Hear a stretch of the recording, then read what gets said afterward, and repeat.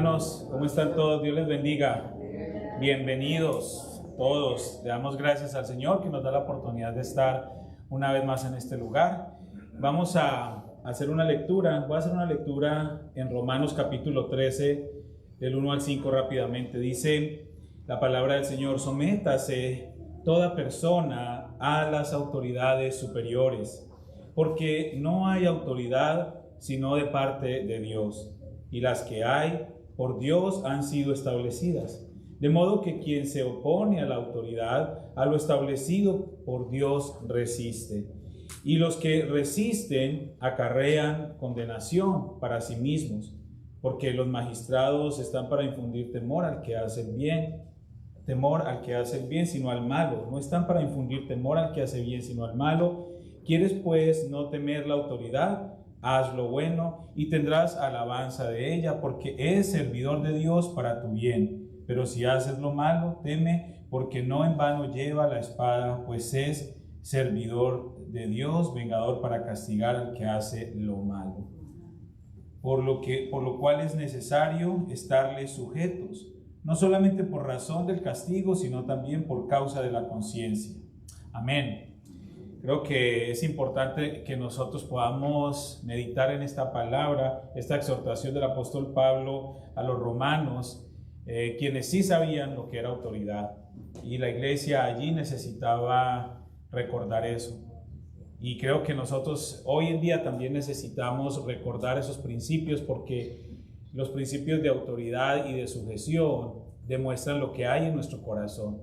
Cuando nosotros, desde cualquier esfera en la que estemos, como ciudadanos de una nación, como empleados en una compañía, en un trabajo, como parte de la familia, como miembros de una congregación, si nosotros no entendemos cuál es el principio de autoridad y no respetamos la autoridad, todos estamos bajo autoridad,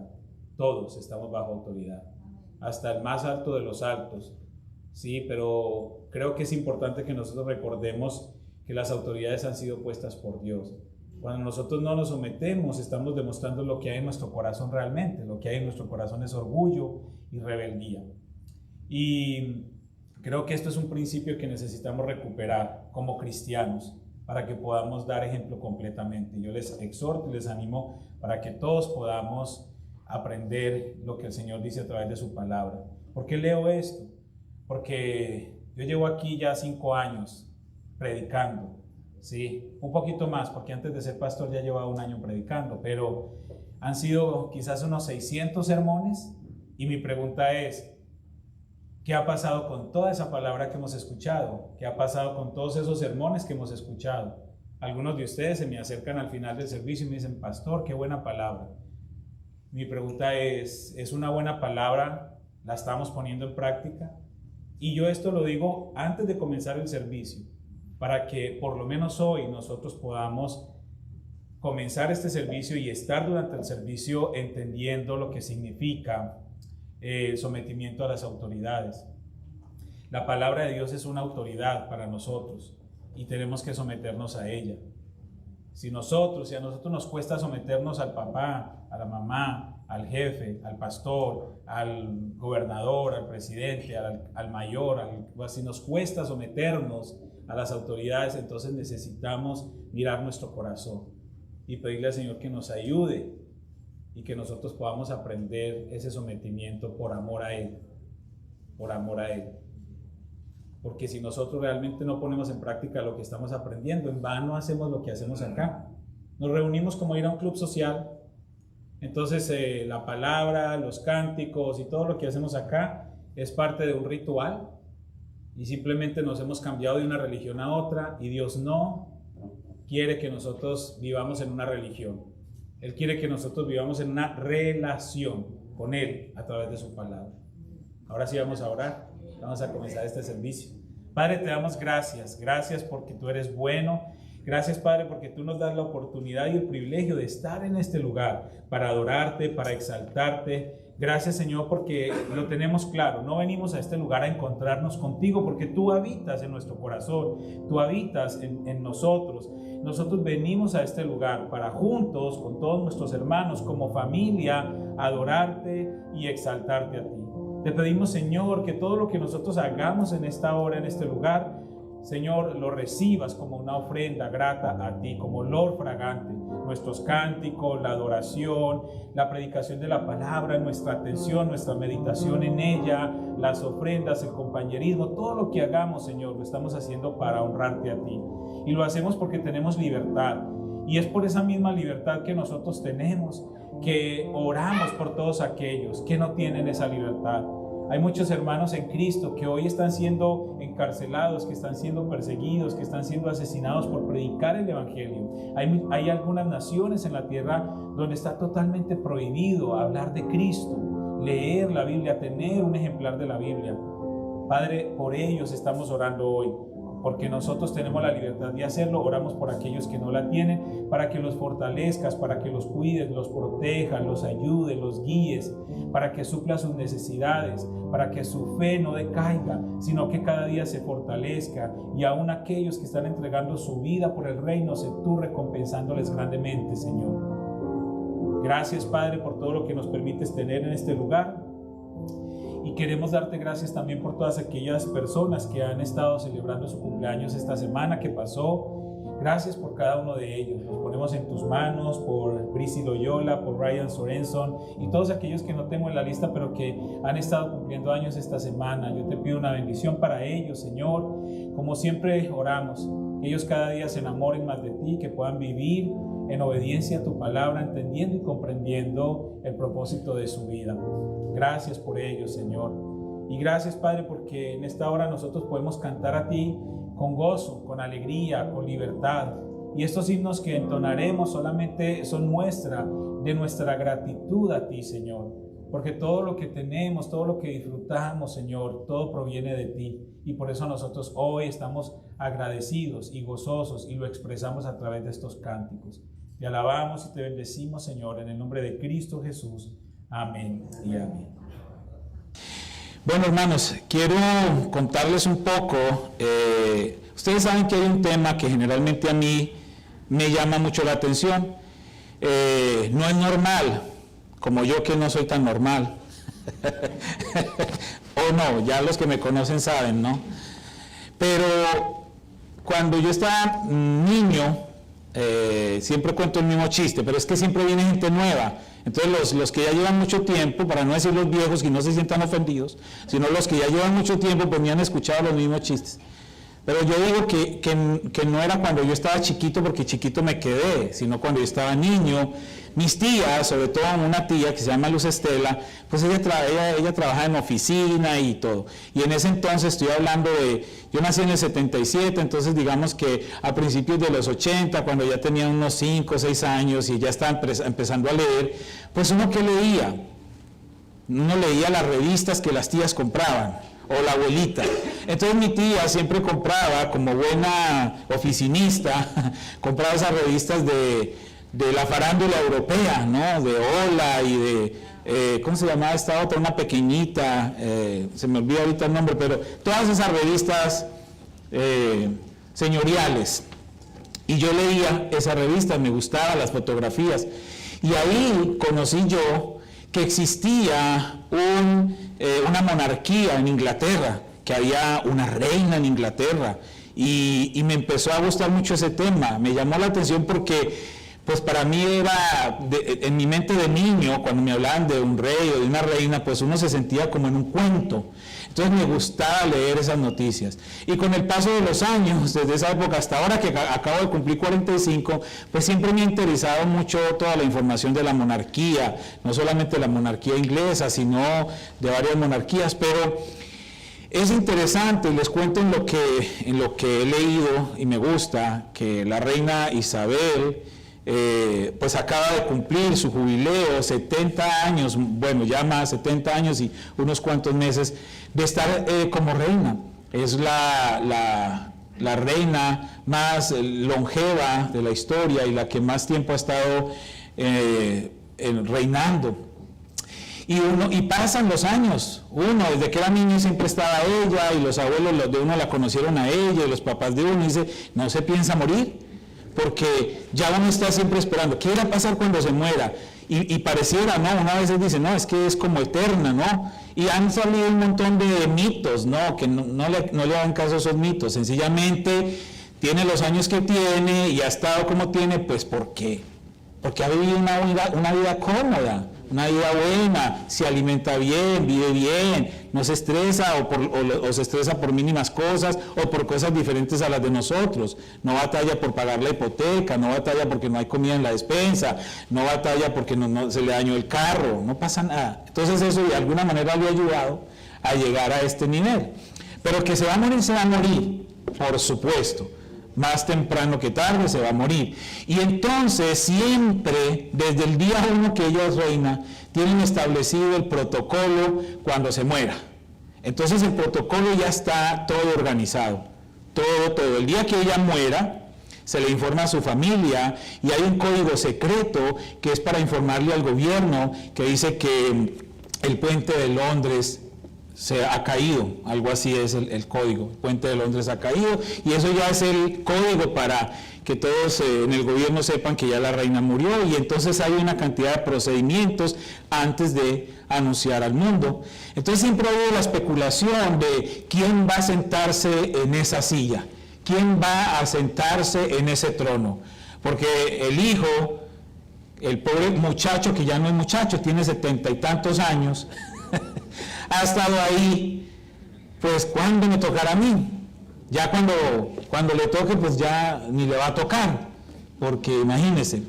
Entonces siempre hay una especulación. Entonces, ¿quién va a tomar el trono? ¿Será el nieto, William? No, y lo están preparando y lo ponen como si él fuera a tomar el trono. Entonces está esa discusión de si será Carlos o si será William el nieto, quién se va a sentar en eso. Ellos tienen unos protocolos muy estrictos y Carlos sí o sí tiene que asumir el trono, excepto que haga lo que hizo su tío. Su tío, abuelo, él abdicó, por eso le tocó a su mamá a la larga, porque el papá de la reina Isabel no iba a ser rey, había uno mayor. Pero eso, lo pusieron en el trono, entonces él estaba enamorado de una mujer que no era la monarquía, renunció al trono, se fue con ella y le tocó al papá de Isabel asumir, que ni quería, ni sabía, ni nada. Y luego él muere, siendo ella muy jovencita, y le toca a ella. Ella no iba a ser la reina. Pero la discusión está centrada en si va a ser Carlos o William. ¿Qué pienso yo? Pues que ahí se va a sentar el que se tenga que sentar, pero alguien se va a sentar. Punto. Y el que se siente ahí es el que se tiene que sentar, porque es que en el trono del rey se tiene que sentar ¿quién? ¿Quién se tiene que sentar en el trono del rey? Sí, pero ¿quién se sienta en el trono del rey? El rey. Punto. En el trono del rey se sienta el rey. Y hoy he titulado esta enseñanza precisamente así. ¿Quién reina? ¿Quién reina? Para muchos, esta pregunta puede generar sospecha allá en Inglaterra. ¿Y quién reina? Y se murió la reina. ¿Y quién es? ¿Y si este o el otro? No, pues reina el rey. Punto. ¿Quién reina? Y esto está basado en 1 Corintios capítulo 10, del 1 al 22.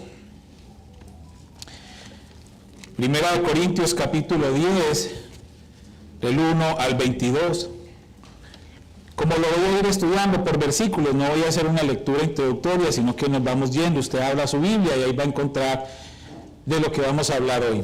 El apóstol Pablo comienza este capítulo de 10 con una exhortación o con una observación. Y él comienza diciendo: porque no quiero, hermanos, que ignoréis que nuestros padres todos estuvieron bajo la nube y todos pasaron el mar.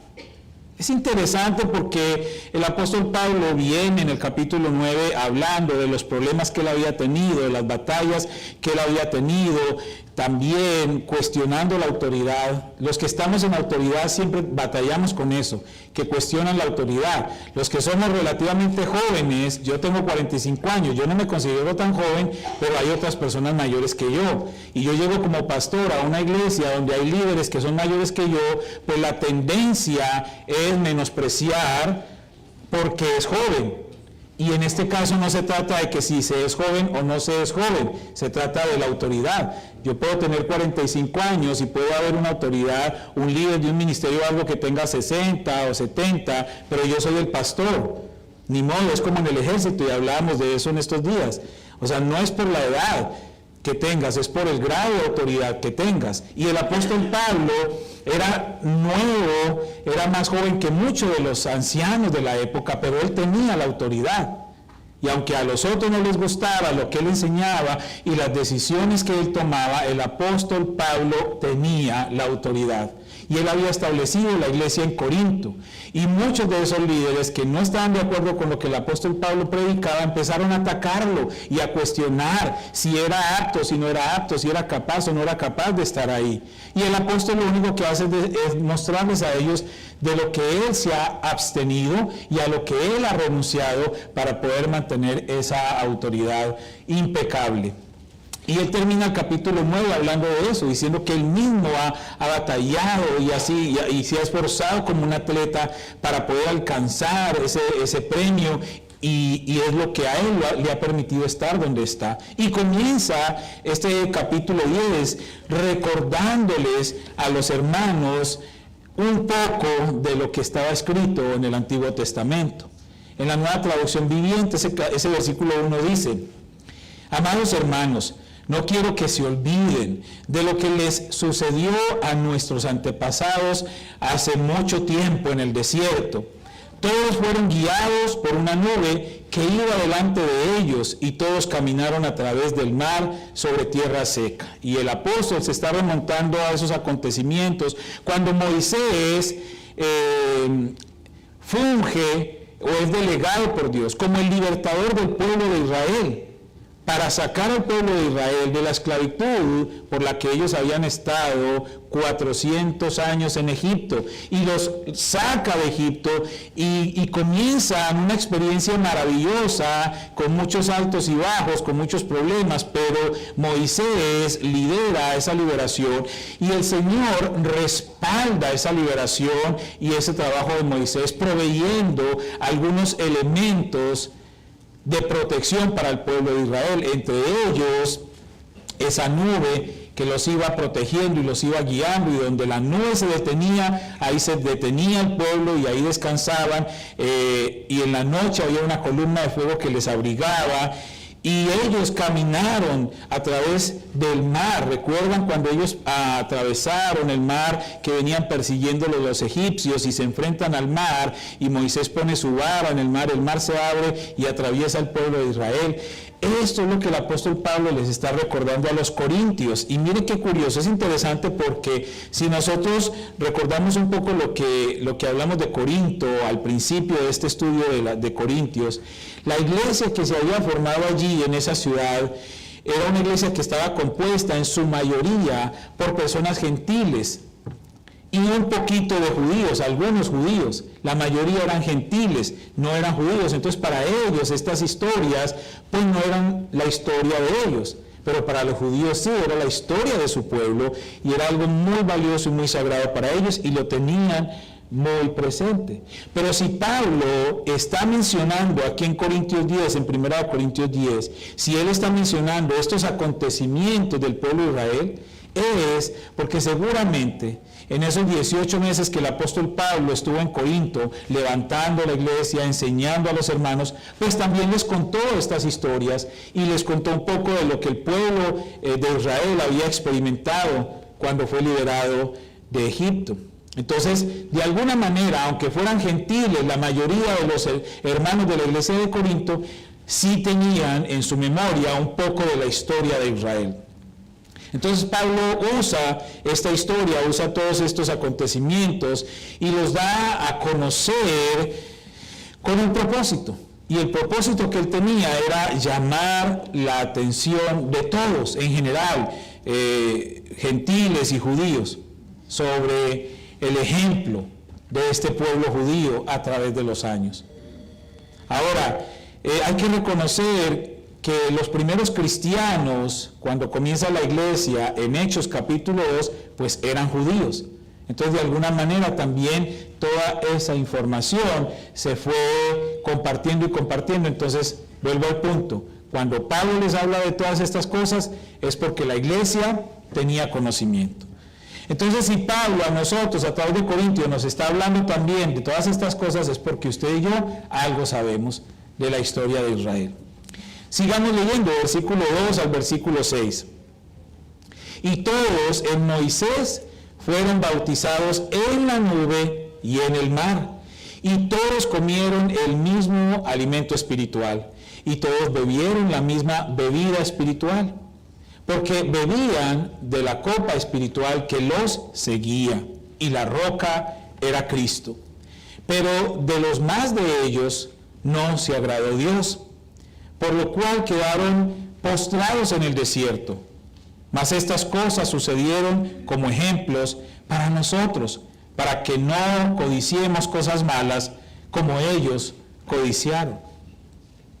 El apóstol Pablo solo está repasando parte de la historia, pero él incluye en estos versículos elementos interesantes para que los creyentes gentiles de la iglesia de Corinto se identifiquen, como él mismo está diciendo, que la roca era Cristo. Eso es una expresión que para los judíos no era válida de alguna manera, porque recordemos que para los judíos Cristo no era el Mesías, Cristo no era una autoridad para ellos. Pero el apóstol está mezclando de cosas del pueblo judío y cosas que los gentiles reconocían para llevarlos y familiarizarlos a ambos, no exclusivamente a los judíos. Era una manera de conectar lo que el apóstol Pablo estaba haciendo, era una manera de conectar a todos los oyentes, judíos y gentiles, sobre lo que él iba a decir a continuación, que era lo que tenía la esencia que era importante para ambos grupos.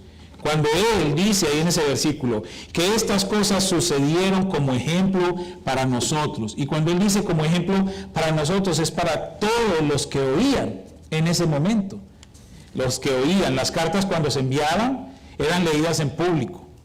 Entonces todos los que estaban oyendo esa carta del apóstol Pablo, para ellos era lo que el apóstol Pablo estaba hablando y decía, todas estas cosas sucedieron como ejemplo. Y luego sigue diciendo, para que no codiciemos cosas malas como ellos codiciaron. Seguramente hemos escuchado a personas que no les gusta leer el Antiguo Testamento y dicen, no, pero ¿para qué leemos el Antiguo Testamento si ese es el Antiguo Pacto? Ya estamos en el Nuevo Pacto según Cristo, entonces ¿para qué lo leemos? Ahí está la respuesta, ¿para qué lo leemos? La respuesta es porque nosotros debemos ver el ejemplo de lo que no debemos hacer. Para eso está allí. Y la Biblia misma dice de sí que toda la Escritura es inspirada por Dios y útil para... Y toda la Escritura es toda la Escritura, del Antiguo y el Nuevo Testamento. Sigamos leyendo, versículos 6 al 10. Mas estas cosas sucedieron como ejemplos para nosotros, para que no codiciemos cosas malas como ellos codiciaron. Ni seáis idólatras, como algunos de ellos, según está escrito. Se sentó el pueblo a comer y a beber y se levantó a jugar. Ni forniquemos, como algunos de ellos fornicaron y cayeron en un día 23,000. Ni tentemos al Señor, como también algunos de ellos le tentaron y perecieron por las serpientes. Ni murmuréis, como algunos de ellos murmuraron y perecieron por el destructor. El apóstol Pablo está casi que agrupando en esta lista de pecados o de actitudes incorrectas lo que el pueblo de Israel había hecho, aún después de tener esa gran bendición y ese gran regalo de Dios de liberarlos de la esclavitud en Egipto. Y una parte de esos pecados o de esas cosas incluía la codicia, la idolatría, la inmoralidad, tentar al Señor y la murmuración. Cada una de ellas, por supuesto, pecados, actitudes incorrectas para el pueblo de Israel, aún después de haber sido librados de la esclavitud, y de cómo Dios los guardó, los sustentó y les dio todo lo que necesitaban durante ese tiempo.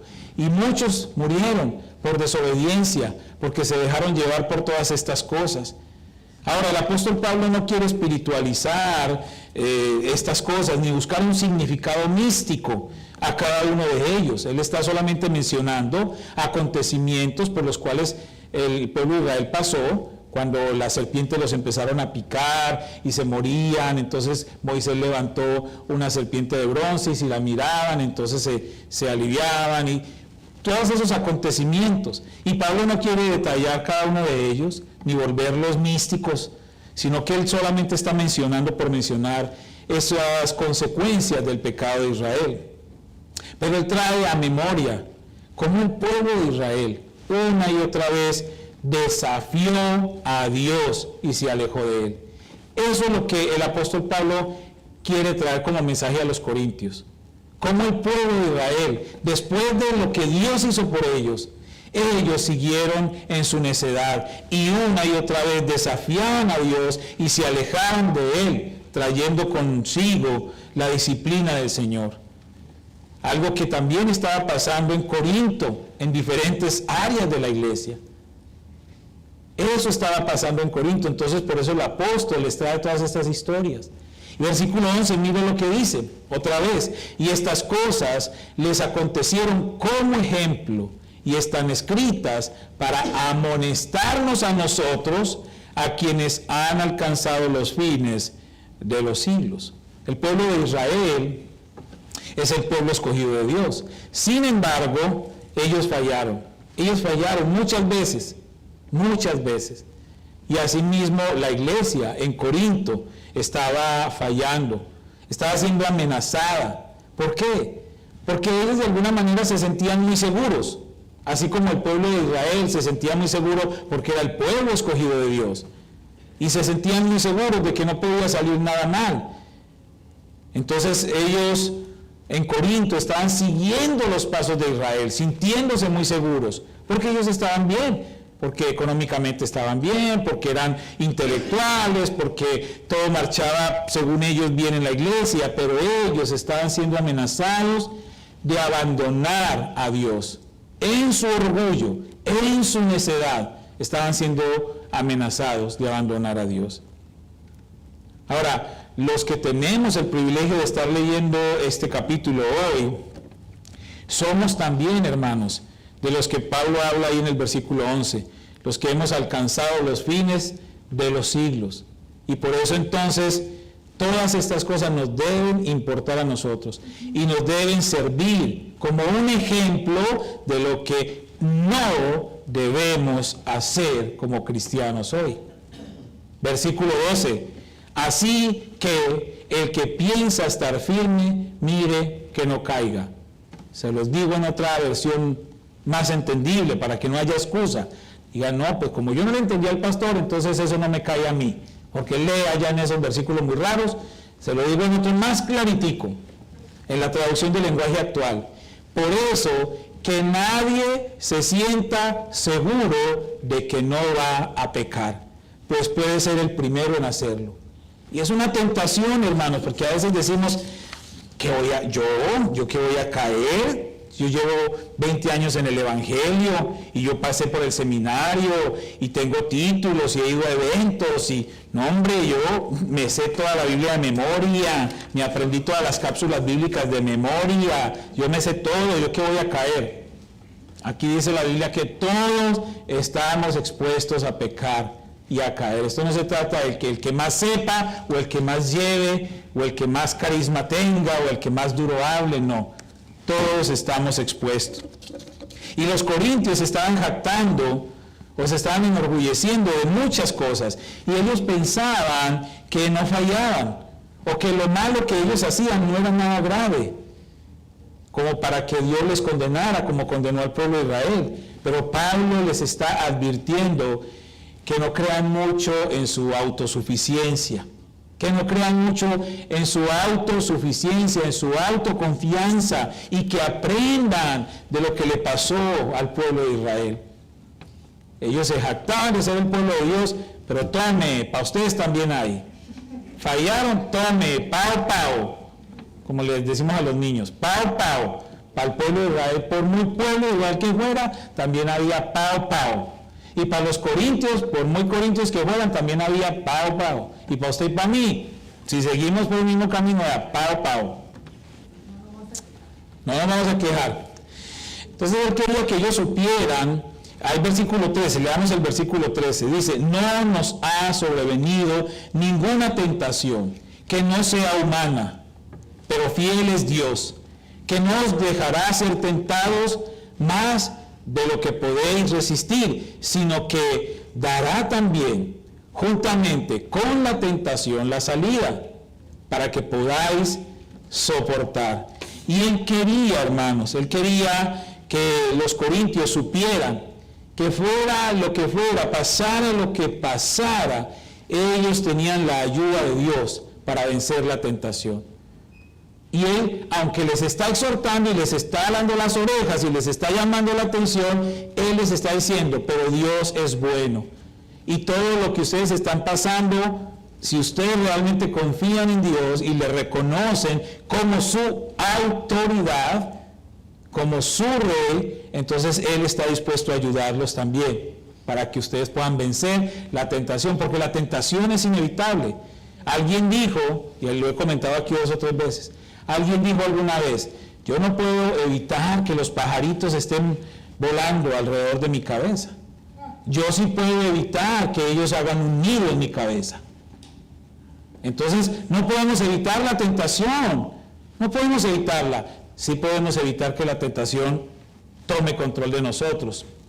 Santiago, capítulo 1, versículo 13 al 15, en la Nueva Traducción Viviente dice: cuando sean tentados, acuérdense de no decir: Dios me está tentando. Esto es una prueba de Dios, Él me está tentando, ¿no?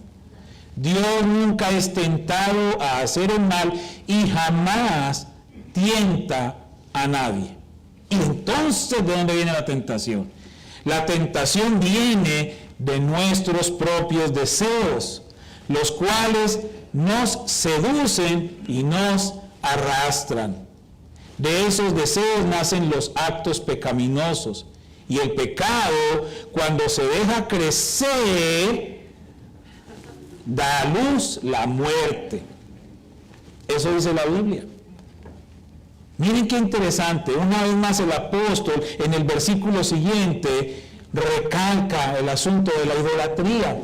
Dice, versículo 14: por tanto, amados míos, huid de la idolatría. Huid de la idolatría. El verbo huir en ese versículo, en la gramática, para los que les gusta estudiar la gramática, el griego, el hebreo, todo eso, es un presente imperativo. Ay, sí, pastor, ¿y qué? ¿Eso con qué se come o qué? ¿De qué me sirve eso? Mire, el presente imperativo es decir, una acción continua, y sugiere que los corintios debían tener, escuchen esto, la práctica de huir del pecado todo el tiempo.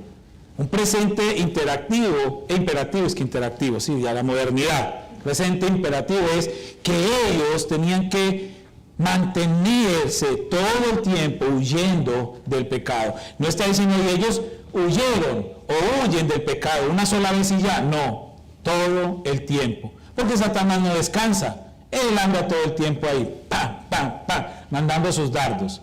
Entonces es una constante lucha que tenemos nosotros. Ya tenemos la lucha ganada, la guerra ya está ganada, Dios nos ha dado las armas a través de Jesucristo, pero tenemos que estar constantemente huyendo del pecado.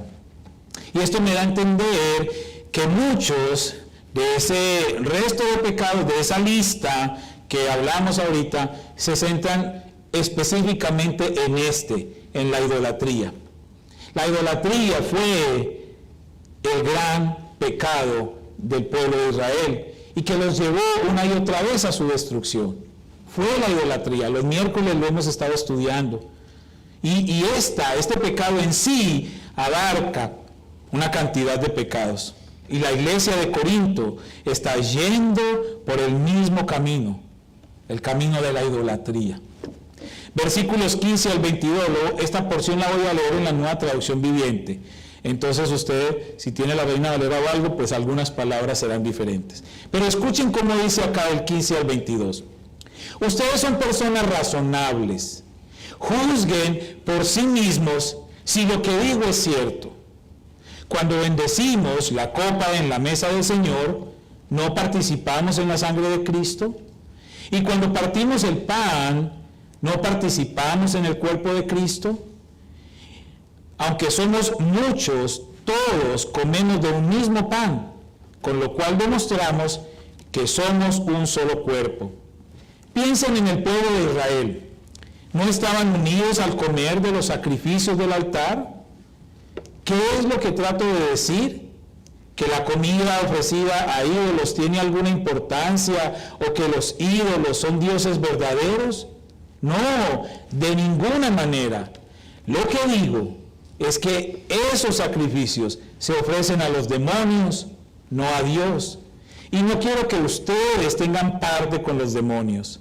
Ustedes no pueden beber de la copa del Señor y también de la copa de los demonios. No pueden comer de la mesa del Señor y también de la mesa de los demonios. ¿Qué? ¿Acaso nos atreveremos a despertar los celos del Señor? ¿Piensan que somos más fuertes que Él? Esos versículos están como para una pesadilla esta noche, ¿no? Ya vamos a estar todos ahí, que la copa, que los demonios, que las... No, eso es algo muy sencillo. Lo que pasa es que Pablo era muy elaborado para hablar a veces de acuerdo con quienes estaba hablando. Recuerden que él les estaba escribiendo a los corintios. Y en la iglesia de Corinto había mucho intelectual, mucho filósofo, y todos los que venían de Atenas, todos esos griegos que influenciaron la iglesia. Entonces Pablo dice, para lo tuyo, toma lo tuyo, yo también te hablo como... ¿sí? Y les bota toda esta retaíla de cosas así. Pero mire, Pablo lo que está declarando es que todos los que recibían esa carta eran parte de la iglesia de Corinto y que tenían en común a Cristo, fueran judíos, fueran gentiles, tuvieran la influencia griega, lo que fuera, todos tenían en común a Cristo. Y eso lo manifestaban en la expresión de la cena del Señor, de la cual todos participaban. Había una unidad cristiana que los hacía diferentes a todos esos idólatras de los que ellos estaban rodeados. La iglesia de Cristo se identificaba por esa unidad, porque todos al compartir la cena, todos estaban identificando con Cristo y había una unidad que estaba siendo rota por la idolatría y la influencia de todos los que tenían a su alrededor. Cuando el apóstol Pablo está mencionando acá la cena, es para indicar que ya ellos tenían una identidad cristiana y que no la podían perder. Ellos tenían una coinonía. ¿Qué es coinonía? Coinonía no es el café del seminario bíblico que se llama coinonía. No, coinonía significa comunión, comunión. Y era esa comunión la que ellos debían mantener siempre. Si ellos participaban con esos idólatras, ellos estaban rompiendo esa comunión.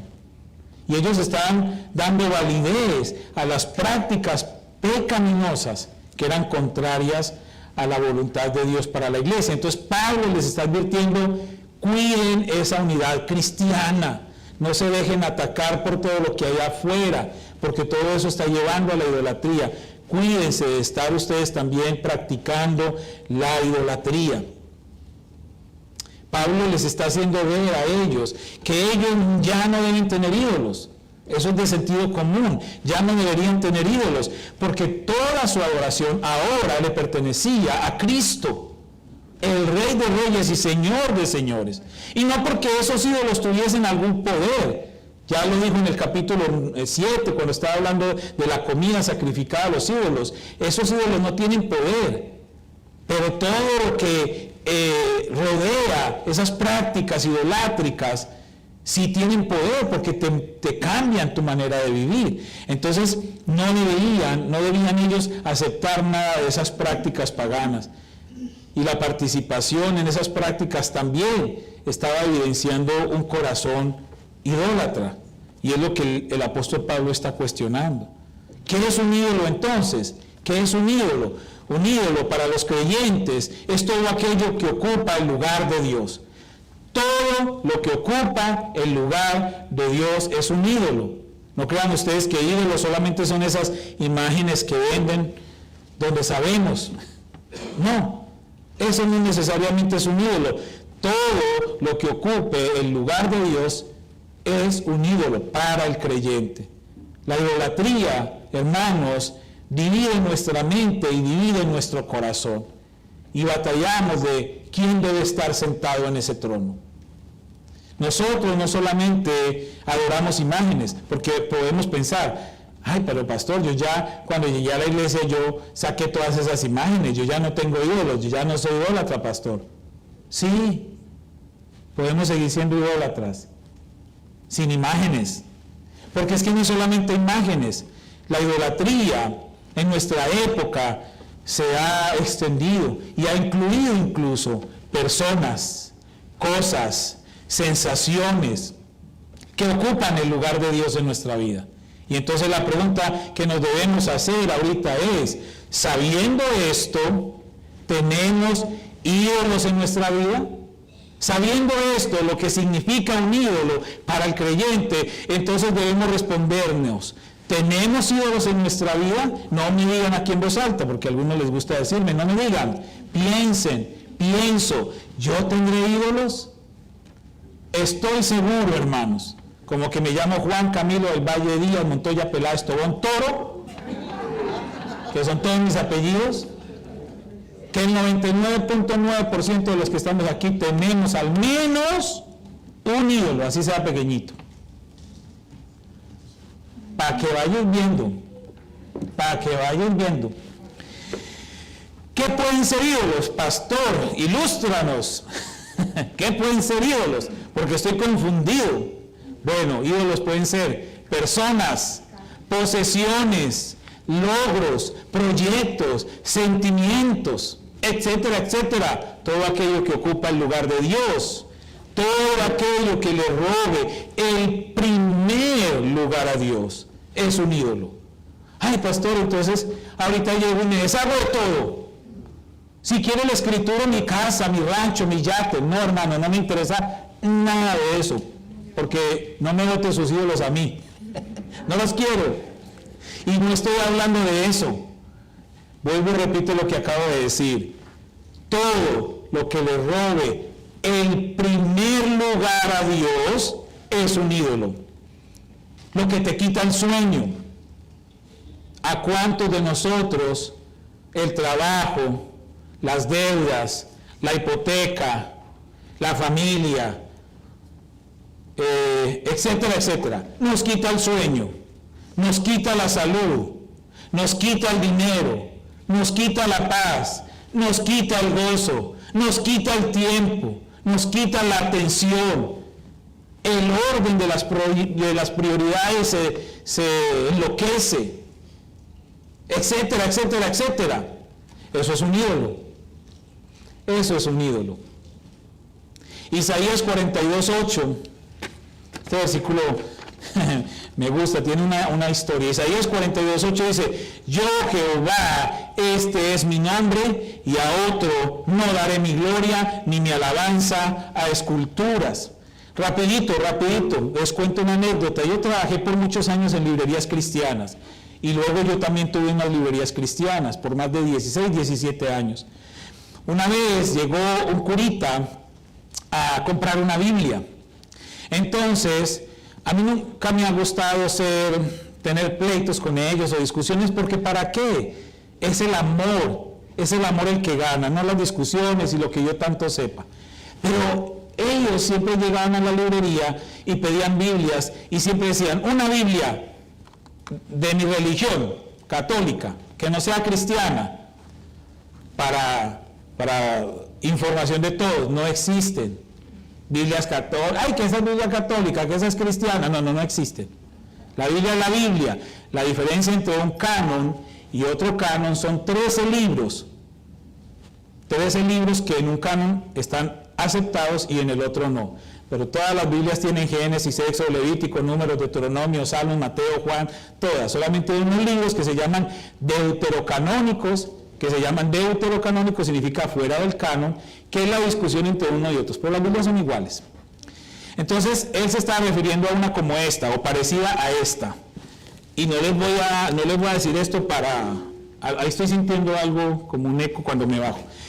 Pero esa Biblia que él estaba buscando es una Biblia también así muy grandotota, que tenía muchas imágenes, que aquí en las imágenes principales tenía la imagen pues, del Papa, y allá en la librería la conocíamos como la Biblia guadalupana, porque ya se imaginarán de quién era la imagen que había en la portada. Entonces la Biblia guadalupana. Entonces me dice, sí, es así, y la revisó, la abrió, la miró, sí, esta tiene la firma del arzobispo y esta tiene aquí no sé qué. Yo ya había leído esa Biblia, no toda, pues ya había hojeado la Biblia porque me gusta. Y encontré Isaías 42:8 en esa Biblia guadalupana, con toda la firma del arzobispo y todo lo que quiera. Y él me dice, una Biblia que no diga Jehová, porque es que Jehová es el nombre que ustedes, los protestantes, le dicen a Dios. No, que diga Yahvé, porque el nombre de Dios es Yahvé. Eso es una discusión de no terminar. Yahvé y Jehová es lo mismo. Pero miren, él decía, no quiero una que diga así. Ok, ¿esta es la que a usted le gusta? Sí, esa es la que me gusta. Yo, ¿le gustaría leer Isaías 42:8? Ah, sí, claro, vamos a leer Isaías 42:8. En esa Biblia, Isaías 42:8 dice, yo, Jehová, este es mi nombre. Y a otro no daré mi gloria, ni mi alabanza a esculturas. Adivinen qué pasó. Perdí la venta. No me compró la Biblia, se fue. Pero, al punto que voy es, no importa el nombre que esté escrito acá, lo que importa es la autoridad. Y el Señor está diciendo que Él no le va a dar su gloria a nadie, ni a nada, que Él no va a compartir su lugar y su honor con ninguna imagen, ni siquiera con otra persona, ni siquiera con otra organización. Su lugar, es el primero y es el único, porque Él es el Rey de Reyes y Señor de Señores. Entonces, hermanos, tenemos que poner en orden las cosas. Nosotros, hermanos, no nos gusta casi ordenar. Batallamos, por eso alquilamos y rentamos estoras. Para guardar todavía no tengo que ordenar nada. Y el día que se muere uno, ahí está la familia encartada con todos esos estoras. ¿Qué hacen con eso? Pero tenemos que poner las cosas en orden, las cosas espirituales, porque esas sí son importantes mantenerlas en orden. Saber que Dios es el primero en nuestra vida, que nuestra obligación es adorarle y obedecerle solo a Él. Y como creyentes también, nosotros, hermanos, caemos en el pecado de la idolatría, como estaba cayendo la iglesia en Corinto, como cayó Israel una y otra vez. Por eso Pablo escribe para nosotros hoy también, porque nosotros, hermanos, muchas veces estamos cayendo en esa idolatría, no necesariamente haciéndonos de imágenes físicas, pero sí estamos poniendo ídolos en nuestro corazón, y allí también eso se convierte en pecado. Entonces esa advertencia del versículo 14 es una advertencia impactante. Debemos huir de la idolatría. Es decir, en lo que dependa de nosotros, poner en el lugar correcto cada persona, cada cosa, y no darles el lugar de Dios, ni a nada ni a nadie. Colosenses capítulo 3 versículo 5 dice, haced morir pues lo terrenal en vosotros: fornicación, impureza, pasiones desordenadas, malos deseos, avaricia, que es idolatría. Filipenses 3, 18 y 19. Porque por ahí andan muchos, de los cuales os dije muchas veces, y aún ahora lo digo llorando, que son enemigos de la cruz de Cristo, el fin de los cuales será perdición, cuyo Dios es el vientre y cuya gloria es su vergüenza. Y escuchen, que solo piensan en lo terrenal. Hermanos, que nada de lo que nosotros tengamos ocupe el lugar de Dios. Nada ni nadie, hermanos. Nosotros no debemos dar nuestra vida por ningún gobernante humano. Debemos respetar, obedecer. Pero ¿cómo se dividen las familias cuando hay elecciones políticas? ¿Cómo se dividen las familias cuando hay estas discusiones en la sociedad por un tema y por otro? Y la gente poniendo sus manos al fuego por hombres pecadores. Maldito el hombre que pone la confianza en el hombre. Y lo dice un hombre que es autoridad de hombres. Hermanos, no me miren a mí, ni pongan su confianza en mí. Yo no fui a la cruz y creo que nunca iría a la cruz por nadie. Yo creo que no sería capaz. Solo uno fue a la cruz y es Cristo. Mírenlo a Él. Solamente soy un siervo del Señor y debemos sencillamente saber a quién le rendimos nosotros toda nuestra adoración.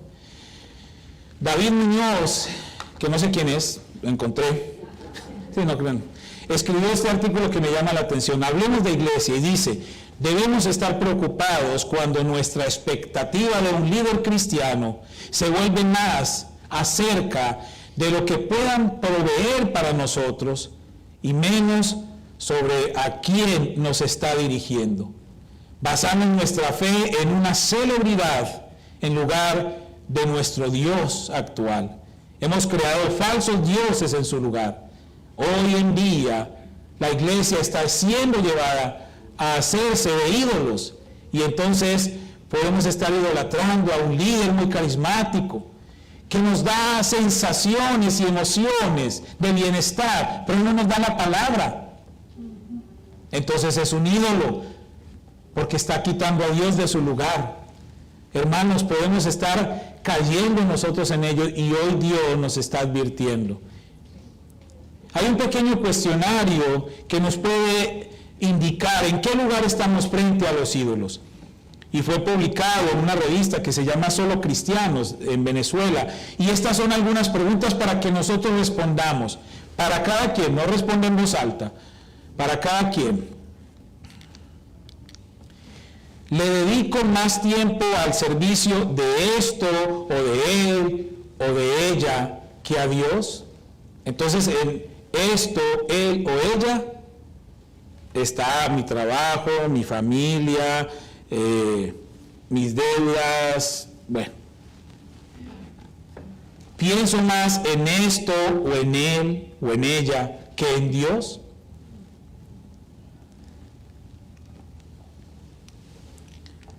¿Hablo más de esto, o de él, o de ella, que de Dios? Hermanos, yo escuché varios sermones en las elecciones presidenciales, en las iglesias, donde hablaban más de un candidato y otro que de Dios. Eso no es así. Dioses, ídolos. ¿Estaría dispuesto a defender a esto, o a él, o a ella, más que a Dios? Y no solo estaría dispuesto, sino que si me hablan algo en contra de Dios, hago poca resistencia. Pero si se trata de mi ídolo, estaría dispuesto a comerme viva a las otras personas. Porque pasa.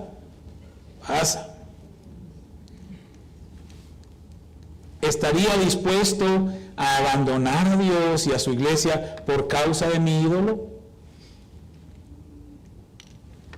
Con mis hechos y acciones demuestro que amo más a Dios, o en realidad amo más a mi ídolo.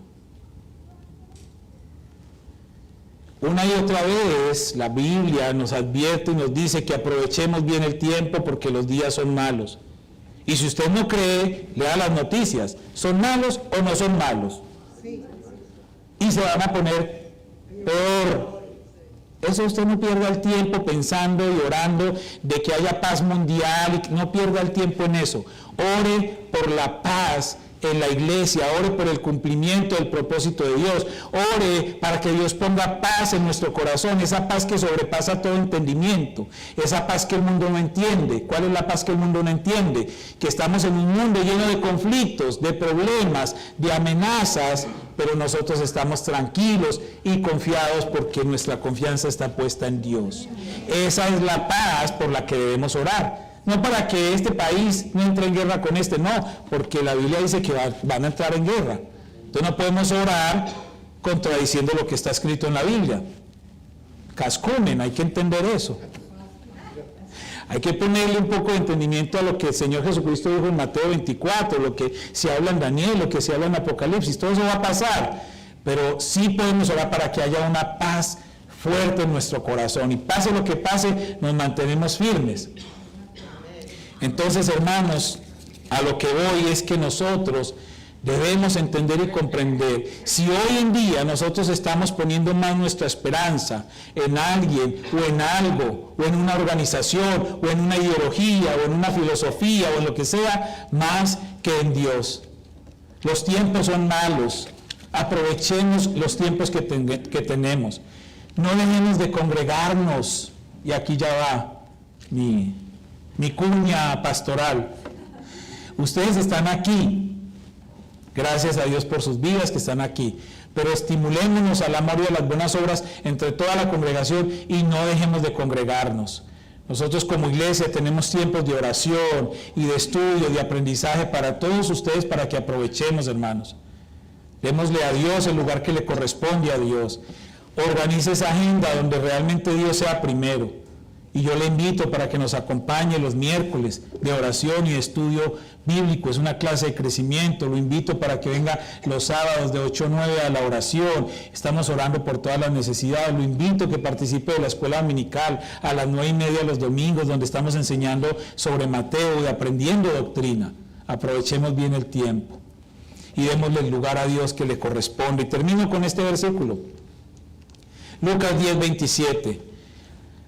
Aquel respondiendo dijo: amarás al Señor tu Dios con una parte de tu vida. Dice, con todo tu corazón, con toda tu alma, y con todas tus fuerzas, y con toda tu mente, y a tu prójimo como a ti mismo. No hay lugar para nadie más. Porque si nosotros amamos a Dios con todo el corazón, con toda el alma, con todas las fuerzas y con toda su mente, no cabe un ídolo. No cabe un ídolo, sea lo que sea. Entonces volvamos a la palabra y amemos a Dios completamente. Y entonces ahí sí podemos responder: ¿quién reina? ¿Quién reina en mi vida? ¿Quién reina en mi corazón? ¿Quién reina en mi voluntad? ¿Quién reina en mis decisiones? Cristo. Oremos. Padre, te damos gracias en esta hora. Gracias, Padre, por tu fidelidad y tu misericordia, por tu bondad. Gracias por esta palabra maravillosa, porque, Señor, tú nos estás poniendo alerta, nos estás advirtiendo que seguramente nosotros, con las decisiones que hemos tomado sin consultar contigo, estamos yendo en ese camino a la idolatría. Y no necesariamente a hincarnos delante de un ídolo, delante de una imagen, sino a hincarnos delante de otras personas, delante de otras organizaciones, delante de una ideología, de una filosofía, y podemos estar perdiendo el rumbo, Señor, de nuestra vida. Te pido, Señor, que nos ayudes y que nos perdones si nosotros hemos puesto en tu lugar a alguien más o a algo más. Permítenos hoy, Señor, revertir esa decisión y poner en el trono de nuestra vida, poner a Cristo en el trono de nuestra vida. Gracias te damos, Señor, por esta oportunidad maravillosa de reconocer lo que no hemos hecho bien y de reparar las cosas para que nosotros podamos seguir haciendo lo que te honre a ti, Señor. Gracias por cada persona aquí en este lugar, por cada persona que está viendo el video también. Bendícenos, Señor, en el nombre de Cristo Jesús. Amén y amén. Dios les bendiga, hermanos. Gracias, hermanos.